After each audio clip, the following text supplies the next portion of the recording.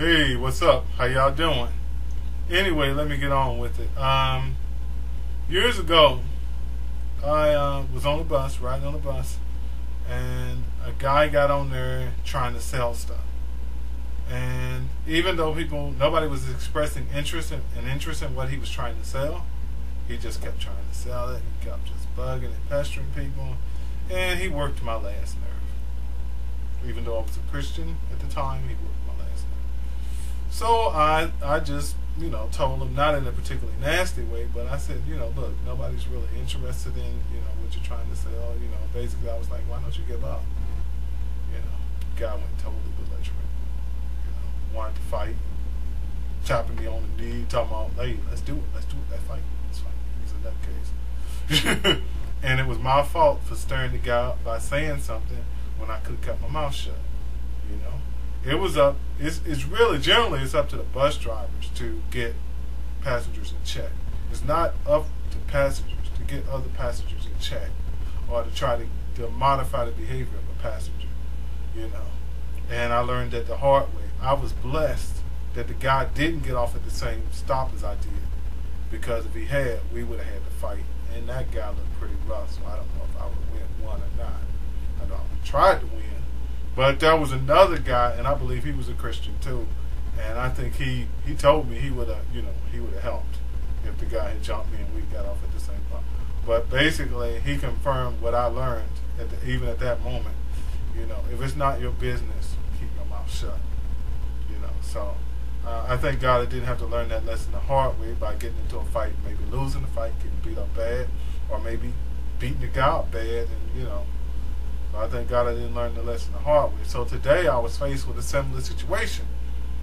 I got on a bus, coming home from getting a drug test because I'm about to start a new job. Of course I'll pass it. I don't do drugs. But anyway, I was coming from, taking a drug test, and a guy was on the bus. I don't know if he got on before me or after me or, whatever, whatnot. But he was talking real nasty, talking about having sex with girls and, bathroom sex and all that. You just got into a lot of nasty, filthy conversation. And I was looking around, and I saw that the women were not feeling it, and everything.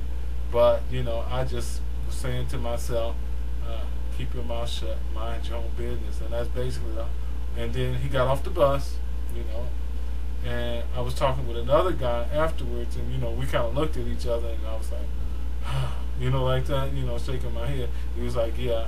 So we both didn't like what the guy's conversation, but we both had enough sense to not say anything. And I told him, I said, the reason I didn't say anything, because when you say something to people and they're not even talking to you, he was talking to another guy, the guy that was talking nasty. He was talking to somebody else, wasn't talking to me. Driver didn't intervene.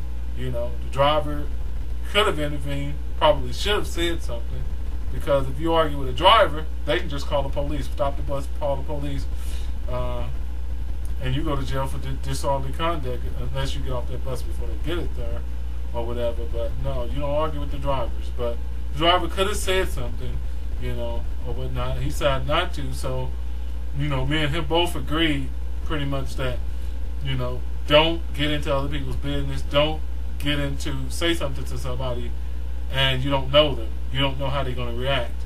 They might have a gun. We didn't go into all that, but I'm just saying they might have a gun, they might have a knife, they might have anything.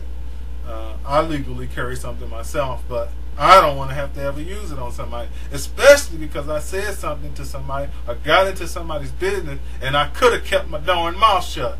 You know what I'm saying? So I just thank God I didn't say anything, like I did before, because I don't know how it would have turned out. But I want to know what you think. Do you think I, as a guy, should have said something or should have minded my own business like I did? I especially want to hear from you guys, because guys like me, especially nice-sized guys like me. I'm about 5'11", over 200 pounds, so I probably could have handled the guy. Maybe not. Who knows? But I really want to hear from the guys. Do y'all think, would y'all have said something, not said something? Did I do the right thing? But I want to hear from everybody. What do you think? So Take care and God bless. And yes, as a Christian, I did pray for the young man. I do pray that God saves him or whatever and gets him, where he's got some respect for women. Because unfortunately, too many of especially our young men, don't have respect for women. I don't know if it's coming from not being raised right or not having fathers in their home, especially young black men. I don't know about any other men, especially young black men. Everybody knows that in the black community there is a high rate of illegitimacy or children being born and there's no fathers around. Very high rate. Something like over 50% or something like that of black kids get raised without a dad in the home. I don't know if that's a factor in it, why so many of our young men seem to be so disrespectful. I don't know about other people's young men, whether white or Asian or whatever. I know about my young men because I'm mostly exposed to my own people. I don't know exactly why. Maybe that's a factor in it, the father's not being at home. But whatever it is, it's a horrible situation, and we as Christians should pray about it. But I think with these angry young men, sex-focused young men, these young men today, the best thing to do is to try to stay clear of it, not get into arguments with them, trying to tell them what they can say or whatever, trying to, say, hey, maybe you shouldn't talk like that. And they say, well, maybe you should mind your own business, old man. He could have said that to me because he was a teenager. So, I just want to know what you think. Should I have intervened or should I have stayed out of it like I did? I think I should have stayed out of it. Could be wrong, but I want to hear your thoughts. And yes, I still got the haircut. Talked about that in my earlier video, but I like having a hat on. But I used to keep the hat on mostly because my hair didn't look so great. But now I got it on because, well, I like my hat.